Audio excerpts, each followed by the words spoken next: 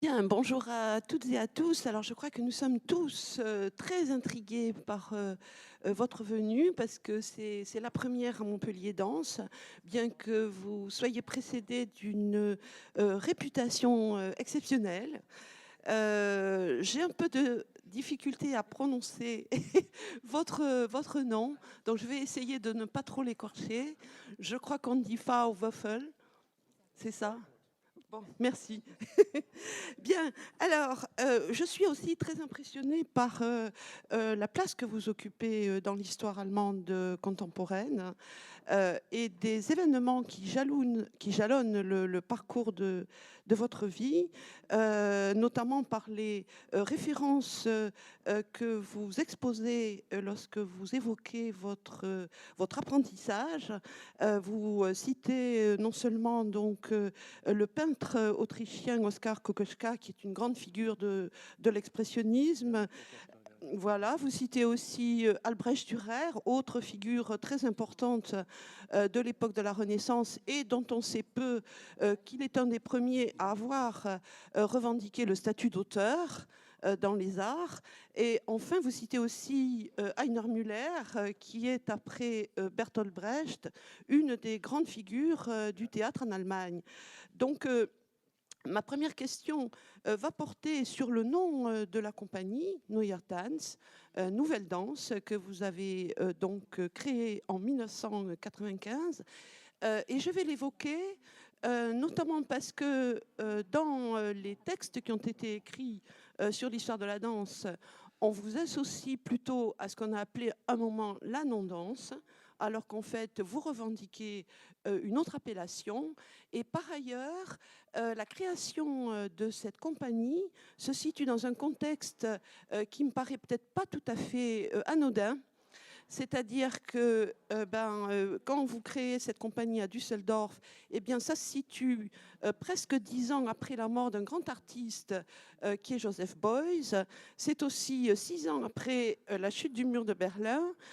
C'est un an aussi avant l'arrivée à l'Académie de Düsseldorf d'un artiste important, d'un plasticien important, qui est Jörg Immendorf. Et en même temps, vous avez suivi, avant la création de ce ballet, des cours à Essen et vous avez été en relation à ce moment-là, je pense, avec Pina Bausch. Donc j'aimerais que vous parliez de ce moment ainsi que de l'appellation de votre compagnie.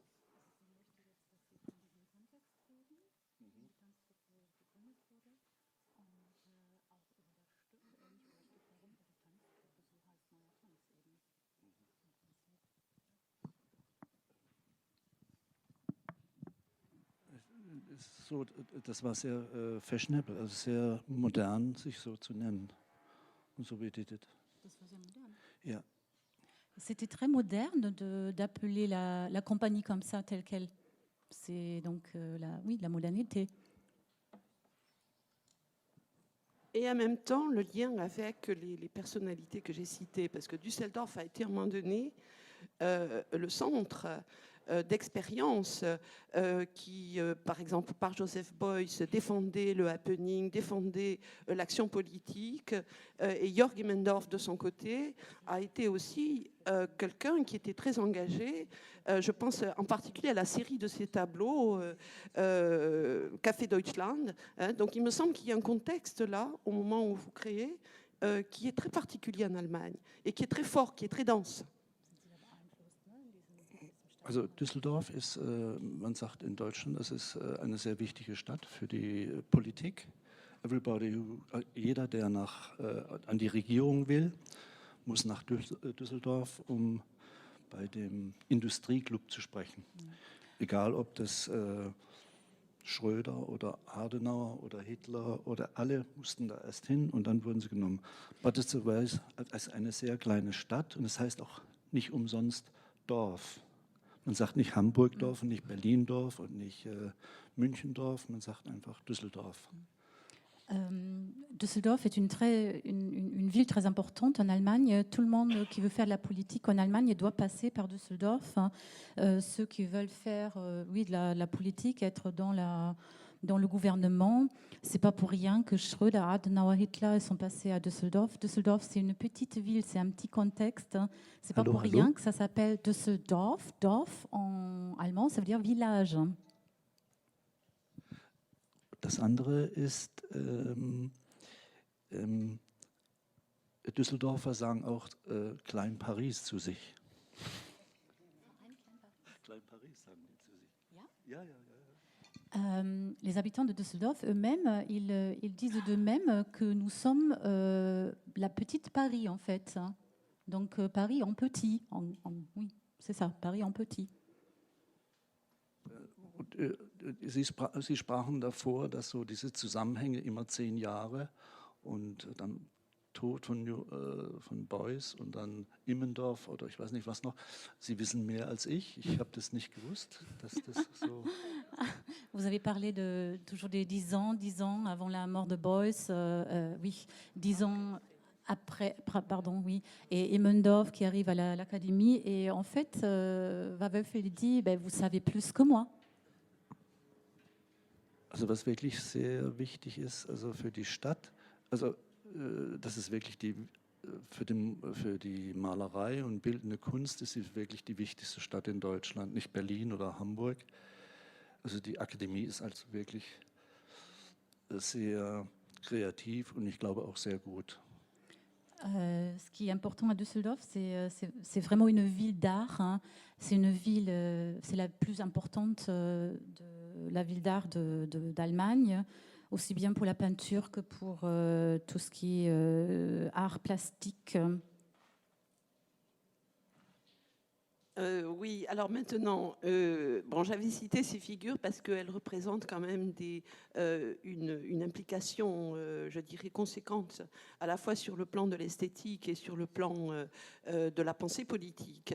Est-ce que ces deux aspects, en dépit peut-être du fait que vous n'avez pas eu de relation avec eux, est-ce que ces deux aspects, activisme esthétique et activisme politique, étaient à l'œuvre dans Neuer Tanz ?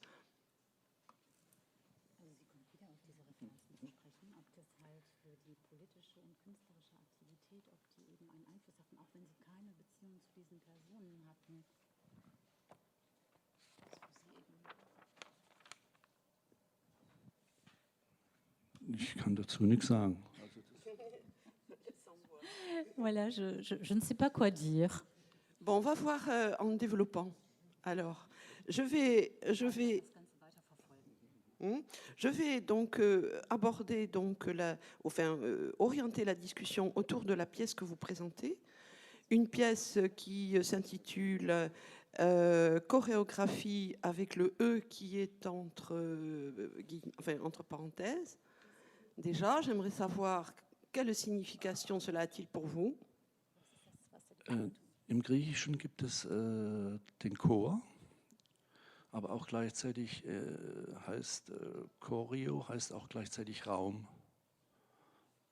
sodass man das daraus erkennen kann, dass es was mit dem Raum zu tun hat, hauptsächlich mit Architektur.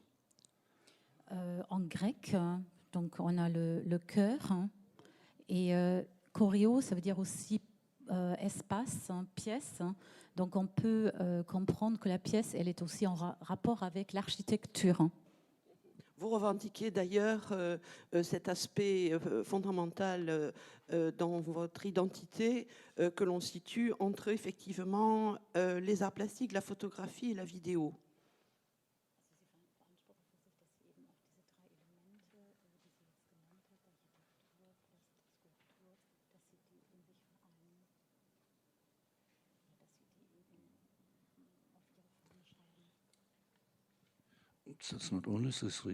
Das ist nicht nur diese 3 Teile, es sind alle Teile, die man sich so überlegen kann, also auch Literatur oder alles, was intelligent aussieht. Ce ne sont pas que ces 3 matières, domaines que vous avez cités. Il y a aussi, par exemple, la littérature. Hein, et en fait, tout ce qui a un aspect intelligent. Donc, vous revendiquez une pluridisciplinarité absolue.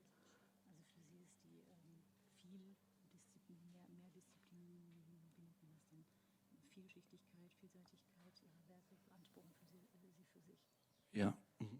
Alors, l'autre Oui.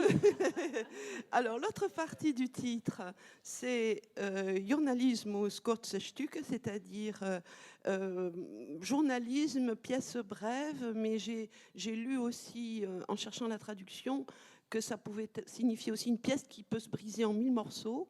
Est-ce que c'est comme ça qu'on doit comprendre ce titre?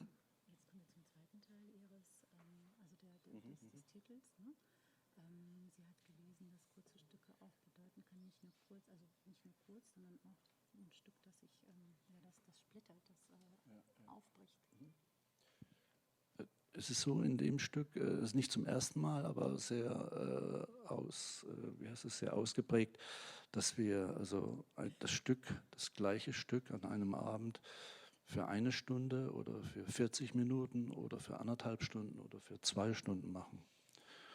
Das setzt sich zusammen, indem wir dann die einzelnen Teile verschieben oder neue dazu tun oder alte dazu tun, wie eine Collage, und dann auch die Zeiten verlängern, also dass es doppelt so lang geht.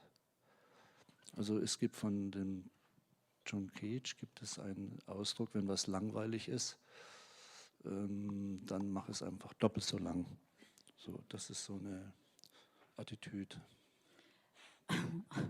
En fait, c'est pas la première fois, mais dans cette pièce, c'est particulièrement bien utilisé, cette technique. Donc la pièce, elle peut durer 1 heure, elle peut durer 40 minutes, elle peut durer 2 heures. Hein. On prend différents morceaux, des petits morceaux, on les glisse à d'autres endroits, on les décompose, on reprend des pièces anciennes. Donc on fait une sorte de collage, et quand c'est ennuyeux, et là je cite John Cage, quand quelque chose est ennuyeux, tu rajoutes comment on appelle ça, tu rajoutes la longueur en fait, tu le fais 2 fois plus long encore. Tu le fais 2 fois plus long quand c'est ennuyeux. Also noch eine wichtige Mitteilung für Veranstalter ist es, dass wir also zum Beispiel in Paris haben wir das 4 oder 5 Mal gespielt und es waren verschiedene Zeiten. Es war aber nicht teurer, wenn es länger war. Ce qui est important pour ceux qui nous accueillent, c'est que, par exemple, à Paris, on a joué 4-5 fois. Il faut dire que quand la pièce est plus longue, ça ne veut pas dire qu'elle est plus chère. Bien, alors, ce qui m'intrigue dans ce titre, c'est quand même le terme de journalisme. Comment vous l'entendez, ce terme-là, dans un spectacle qui se situe sur une scène de danse? Parce que le journalisme est rarement dansant en soi.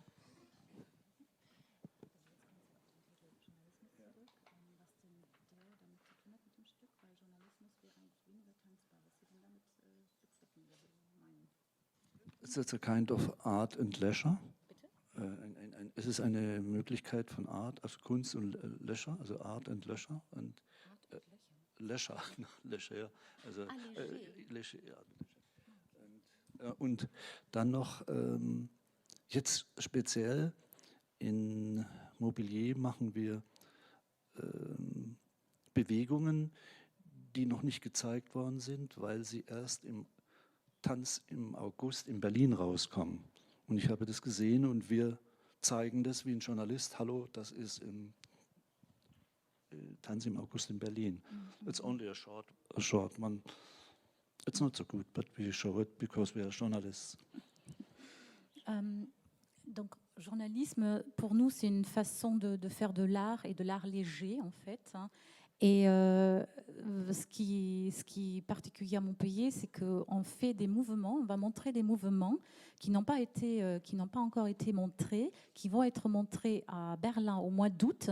Donc en fait, en quelque sorte, on les présente comme un journaliste qui va avancer, précéder ce qui va se produire.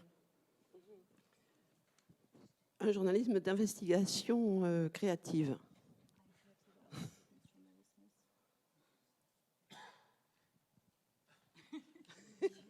Non, parce qu'alors vraiment, le concept, vous allez le vendre à nos rédacteurs en chef, ça va nous faire très plaisir. Hein. Eine Untersuchung schon, aber ob es kreativ ist auch nicht so, das weiß man nicht. Investigation, oui, mais créatif, il ne sait pas trop, en fait. Bon, alors on va voir si ça s'éclaircit. Est-ce que ce terme-là vous permet aussi de définir, on va dire, des protocoles de travail avec les danseurs.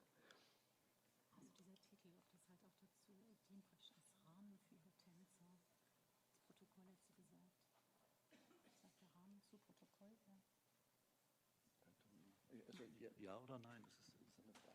Ja und nein, aber es ist einfach eine Frage der Laune. Oui, oui et non, mais en fait, c'est une question de mon humeur, d'humeur du jour.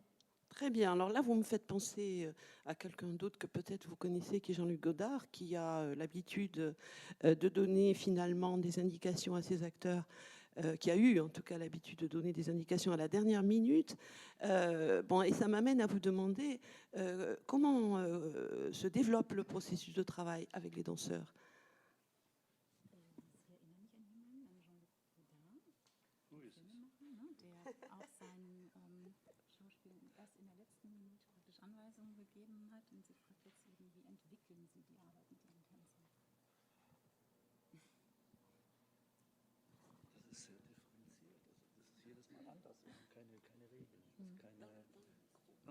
Es ist sehr differenziert oder auch gar nicht differenziert. Es ist jedes Mal nicht neu, aber wir versuchen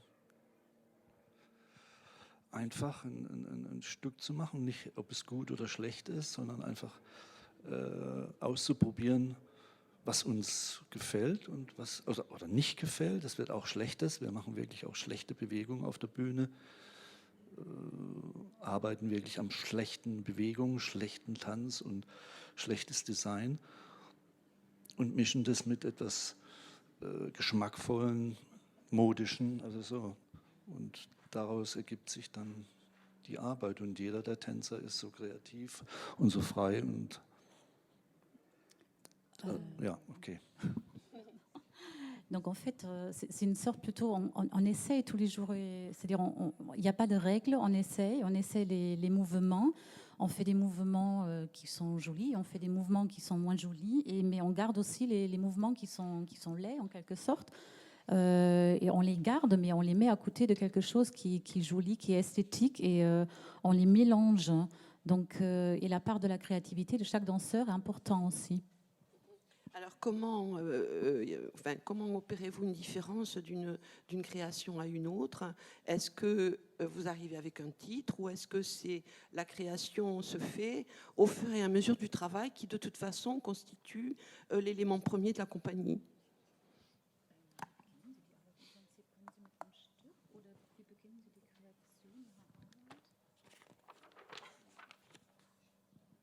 It's also different. Sometimes we're making wir machen manchmal ein Buch, also wo sich jeder danach hält und Improvisationen angegeben sind und die Improvisationen werden gemacht, aber es bedeutet nicht, dass wir das in dem Stück zeigen.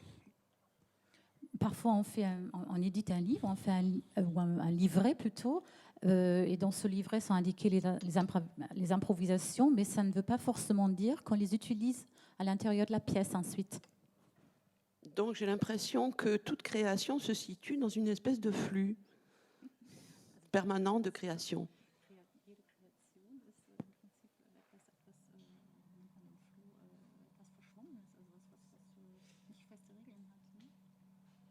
Ja, und das ist sehr speziell, glaube ich, weil es darf nicht, es muss so vieldeutig sein, wie man nur vieldeutig sein kann. Oui, c'est ça, c'est flou et il faut qu'il y ait une multitude de significations en fait. Il faut que ça soit complexe. Entschuldigung, die Bewegung ist ja an und für sich nur für sich. So. Und das reicht. Und, ja. Le mouvement, il compte pour lui-même. C'est lui qui est porteur de sens.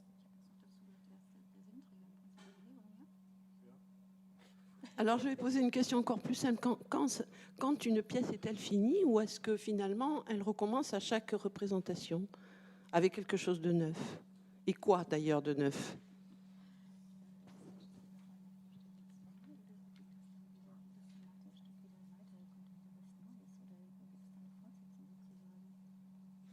Also innerhalb des Abends ist es so, dass es sein kann, dass das Stück ist fertig, manchmal gehen die Tänzer raus und verbeugen sich, manchmal nicht.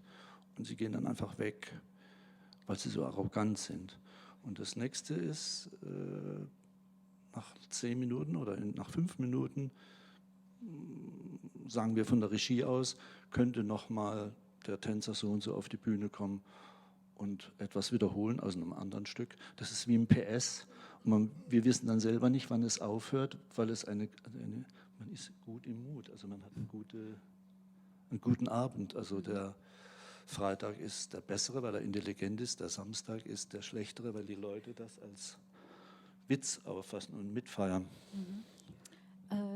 Le soir même, en fait, quand le morceau est fini, parfois il n'est pas fini justement, c'est-à-dire parfois les danseurs partent, saluent le public ou non, ça dépend, parce que parfois ils sont très fiers, parfois ils saluent le public, parfois non.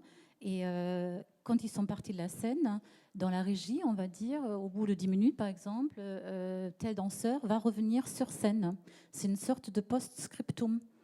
Et en fonction de la soirée, le public il va fêter ça, il va bien le prendre, il va le fêter. Il y a d'autres soirs où le public va mal le prendre. Est-ce que, alors, et puis après je vais passer à d'autres questions, est-ce qu'il y a une couleur ou une atmosphère ou un climat particulier que vous aviez à l'idée ou qui vous permettrait de définir la pièce que vous allez montrer?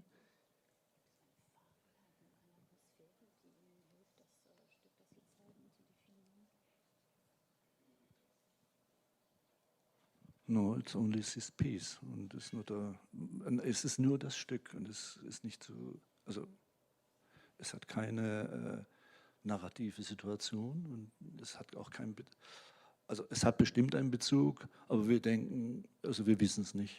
So. Donc la pièce, elle est telle qu'elle. Elle n'a pas une situation narrative. En tout cas, on ne le sait pas. Nous, on ne le sait pas. I know, I could explain it. Es hat zu tun mit den Verhältnissen, die auf der Bühne stattfinden zwischen den Tänzer oder den Darsteller, zwischen dem Licht und dem Raum und dem Ton. Und es sind immer Verhältnisse, die geschaffen werden. Also keine Liebesverhältnisse oder irgendwelche Verhältnisse zu den Eltern. Aber es hat immer davor war es sehr kurz. Und jetzt machen wir es noch kürzer. Und wie können wir es atomisieren? Oder wir können es noch so lange machen und dann denkt man, jetzt wäre gut, die Musik noch lauter zu machen, dass die Bewegung nicht so gut zu sehen ist. Finalement, il y a un rapport avec les situations. En fait, c'est la situation qui se développe sur scène.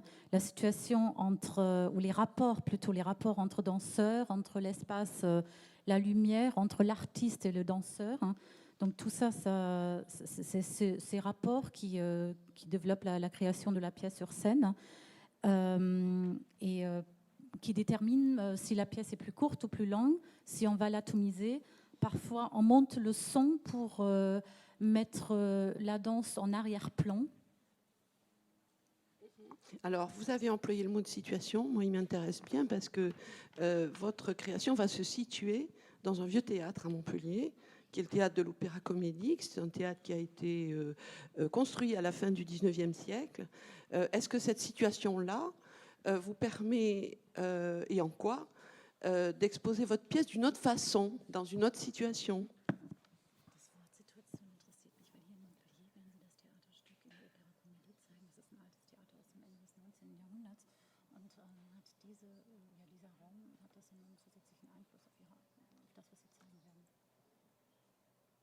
Nein, das Stück bleibt so, aber es hat trotzdem einen enormen Einfluss auf die Leute.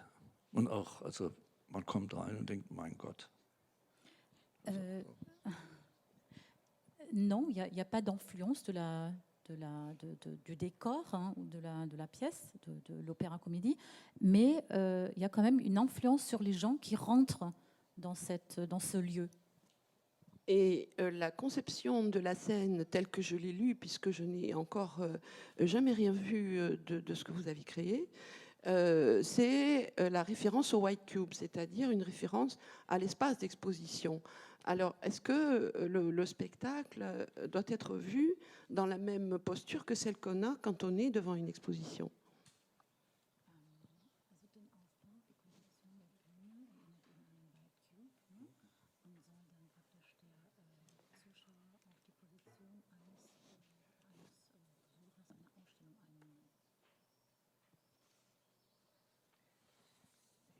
Der Zuschauer soll gar nichts.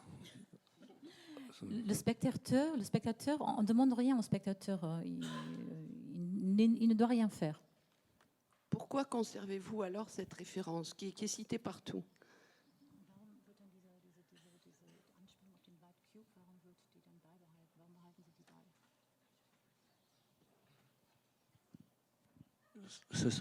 Das hat mit den Farben zu tun, weil also wir haben auch immer einen schwarzen Raum gehabt, Black Cube. Aber die letzte Zeit haben wir festgestellt, wir können die Farben, also man kann differenzierter mit Farbe arbeiten, mit Licht. Also ja, manchmal. Il y a un rapport à la couleur. On a déjà eu des black cubes, mais on a constaté qu'on peut mieux travailler les couleurs d'une manière plus différenciée avec un white cube. La couleur, vous entendez la lumière du spectacle et vous entendez peut-être les couleurs qui sont données par les costumes des interprètes, c'est ça?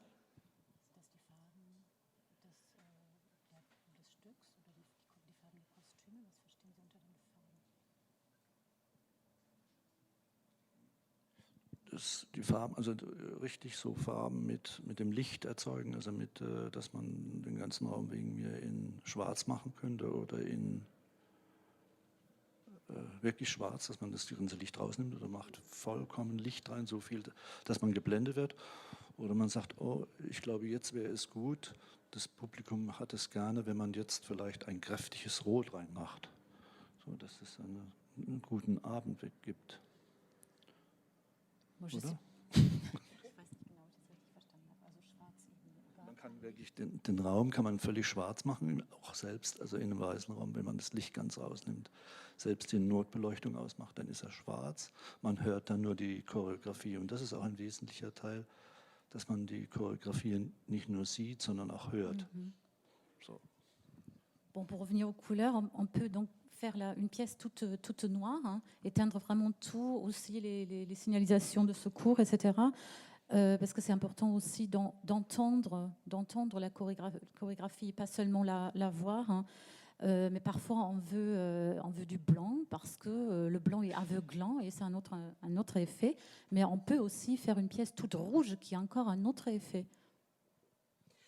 Donc j'ai l'impression que avec les questions que je vous ai posées, de n'avoir fait que lever le voile à certains endroits sur la manière dont on peut accéder à l'émotion que provoquent vos spectacles de toute apparence. Est-ce qu'il y a un point sur lequel je n'ai pas insisté et sur lequel vous aimeriez apporter, je dirais, votre conception du spectacle?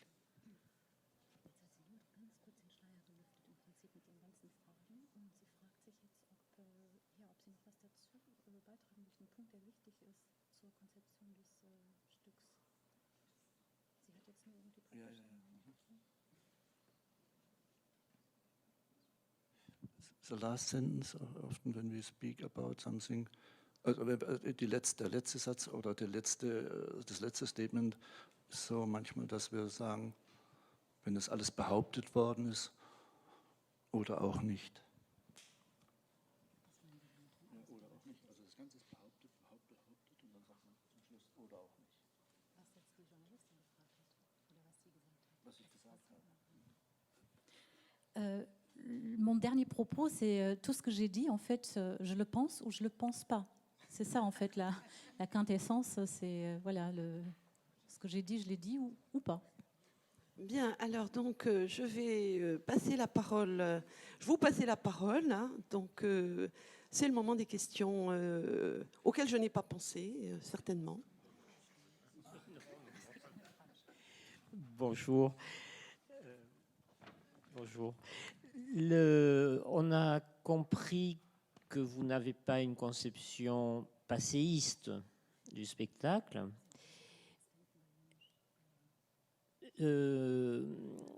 Par ailleurs, donc, je crois savoir que vos danseurs sont de solides formations classiques, y compris entretiennent leur pratique classique au quotidien.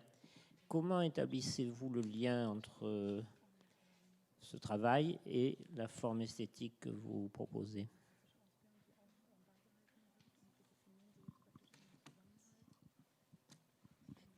Also die Tänzer sind alles wirklich, erstens sind sie gut und zweitens sind sie auch klassische Tänzer noch. Das eine bedingt nicht das andere. Les danseurs, ils sont vraiment bons. Ils sont pas seulement bons, ils sont classiques, mais l'un n'est pas la condition de l'autre.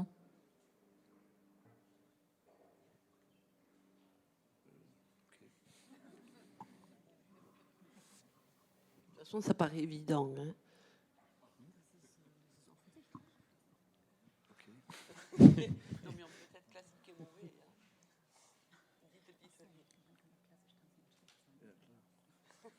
So, hallo. Also vielleicht können wir es mal so machen wie bei einem Kochrezept. Jetzt einfach die Zutaten aufzählen, was ihr wieder alles mitgebracht habt. Alors, on va la jouer un peu recette de cuisine où au début, on a la liste des ingrédients. Alors, c'est de savoir qu'est-ce qu'ils ont amené ici et comment, s'il y a encore les balles de Tennis et les fusils et tout ça. Habt ihr wieder Tennisbälle dabei? Habt ihr wieder einen Waffentransport organisiert in Paris?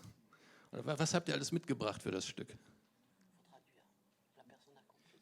I think it's almost the same, but we're making now more. Also es ist fast dasselbe, nur wir machen etwas mehr, weil wir aus dem Stück in Paris und in Amsterdam und auch in Hamburg daraus gelernt haben, dass wir uns verbessern können. Und wir sind jetzt mehr so, wie es jetzt ist es sehr fashionable also dass man so mehr Bio macht, wenn man schon vom Koch redet. Und wir machen nur so ein bisschen einen Biotanz. Donc vous parlez d'ingrédients, donc on fait encore un peu plus que ce qu'on a fait auparavant. Là, vous avez cité les balles de tennis, les revolvers qu'on amène comme dans un ingrédient de recette de cuisine. Donc on en fait un peu plus et ces représentations à Amsterdam, Hambourg, Paris nous ont appris qu'on peut encore s'améliorer. Et quand on parle déjà de recettes de cuisine, ce qui est à la mode en ce moment, c'est la cuisine bio. Donc nous, on fait une sorte de danse bio.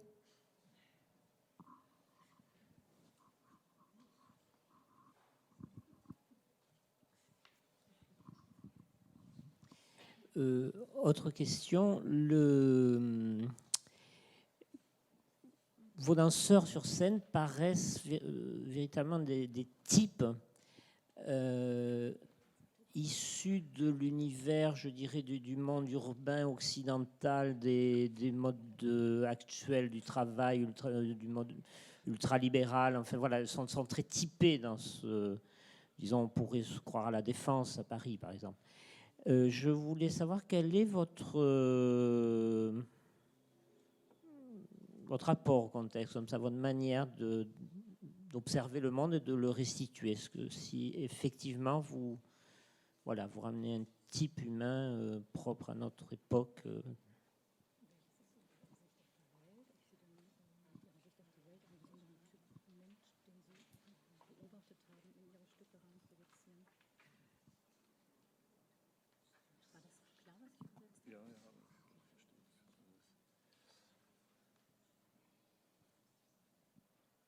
J'aurais une petite Das ist question. keine gute Frage. Ce n'est pas une bonne question. Wir nehmen wir haben auch keine Typen oder so. Nous n'avons pas Das des sind so- types, on ne représente pas des types. Wir sind wirklich auch so, also manche sehen sehr gut aus und manche nicht so sehr gut. Und manche sind sehr groß und manche sind auch klein und die sind einfach, sie sind professionell. Das glaube ich, das ist das Gute daran. Il y a des danseurs qui sont petits, il y a des danseurs qui sont grands, il y en a qui sont laids, il y en a qui sont beaux, mais en fait, c'est surtout des professionnels. Ils l'espèrent.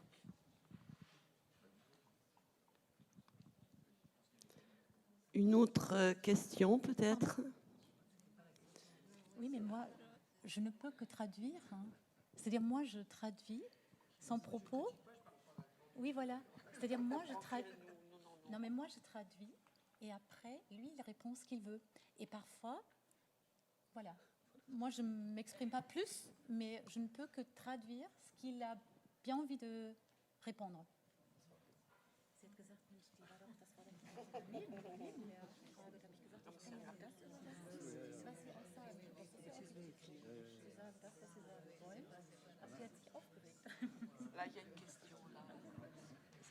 Okay, so maybe I'll ask you in English, if that's okay.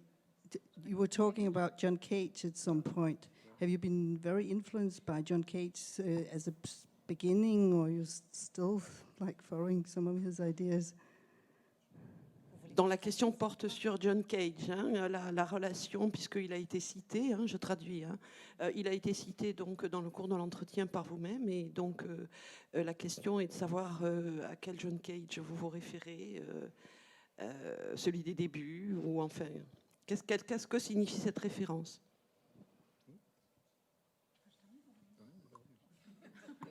About John Cage. It's about John Cage. No, it's okay what they tell you. But it is, wenn Sie sagen, ich habe nicht richtig geantwortet, dann ist es richtig. Es geht nicht darum, dass ich genau das Ziel treffe. Es ist auch ganz wichtig, also so für mich, dass man daneben schießt. En fait, quand vous dites j'ai pas bien répondu à votre question, c'est important pour moi aussi que je ne réponds pas vraiment à votre question. J'ai le droit d'être à côté de la cible, en fait. Pour moi, c'est important aussi. Aber ich würde jederzeit Ihre Antwort falsch beantworten. Also Ihre Frage falsch beantworten. Mais à tout moment, je peux mal répondre à votre question.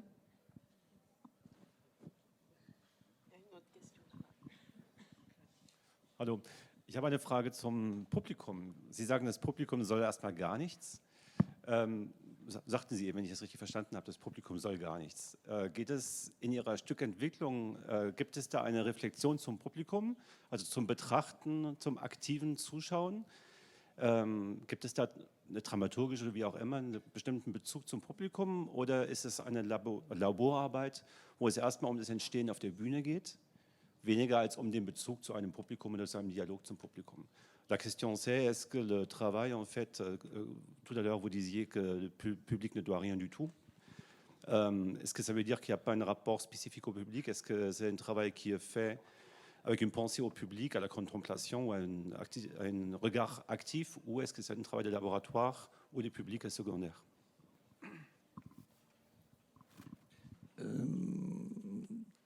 Das hört sich böse an, wenn man sagt, es interessiert mich nicht, stimmt nicht, aber trotzdem, es hört sich gut an, wenn man das sagt. Und das nächste ist, wir versuchen aus der Arbeit eine Arbeit zu machen, die nicht brauchbar ist. Also so, dass es immer mehr und mehr zur Kunst verkommt. Und es gibt ein Beispiel von den Hopi-Indianern, die ein Gefäß herstellen, und es sieht sehr schön aus. Und dann machen sie ein Loch in das Gefäß, sodass es nicht zu gebrauchen ist. Und daraus entsteht Kunst. Und so etwas Ähnliches wollen wir auch versuchen, uns selbst zu machen und wirklich autark zu arbeiten. Also wir haben jetzt auch an Herrn Montanari angeboten, you could decide when the piece is finished. So he cannot say on Friday we make it longer, and no, not Friday, shorter. So he liked it to be shorter. On Saturday we can make it longer. So it is a really good compromise for this piece. So we are also very, very nice to him. Je fais le début de la traduction, en fait. Je ferai la suite. En fait, par rapport à la question sur le public, c'est un peu méchant, mais en fait, ça ne nous intéresse pas. C'est-à-dire le public ne nous intéresse pas. Voilà. En fait, notre travail, on a envie de détruire un petit peu l'utilité et de devenir une œuvre d'art. Je me réfère aux Indiens Hopi. Et les Indiens Hopi, par exemple, ils fabriquent un récipient Et après, quand ils l'ont fini, ils font un trou dans ce récipient, donc il n'est plus utilisable. Et c'est un peu comme ça qu'on voit notre pièce, hein. Donc on veut travailler d'une manière autonome, autarque. En autarcie, oui. On a aussi proposé, par exemple, à M. Montanari de déterminer quand est-ce que c'est-à-dire s'il veut déterminer quand est-ce que la pièce se termine. Oui, et c'est à ce moment-là qu'il a rajouté qu'effectivement une pièce peut être longue ou courte, et qu'en fait, celle de vendredi va être plus courte que celle de samedi, de toute apparence. C'est-à-dire que finalement, pour vraiment avoir, je crois, un aperçu complet de l'œuvre, il va falloir venir les 2 soirs.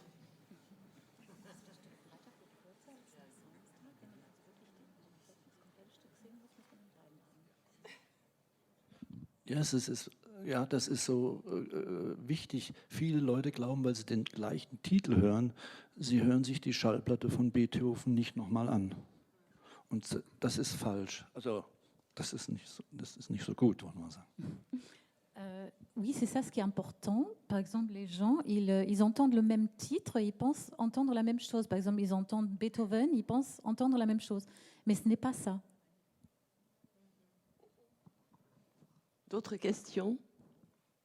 Bien, alors écoutez, vous savez, hein, je vais vous dire une chose. Hein, j'ai l'impression d'avoir fait le premier entretien complètement dédaïste de ma carrière et même d'avoir une réincarnation de Marcel Duchamp à côté de moi.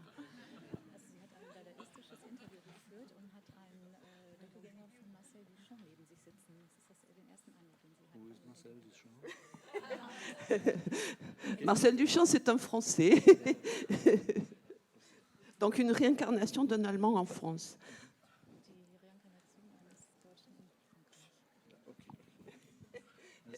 Merci à vous. Donc je rappelle que les 2 spectacles ont lieu à l'Opéra Comédie, donc vendredi et samedi à 20h. Donc bonne journée à toutes et à tous.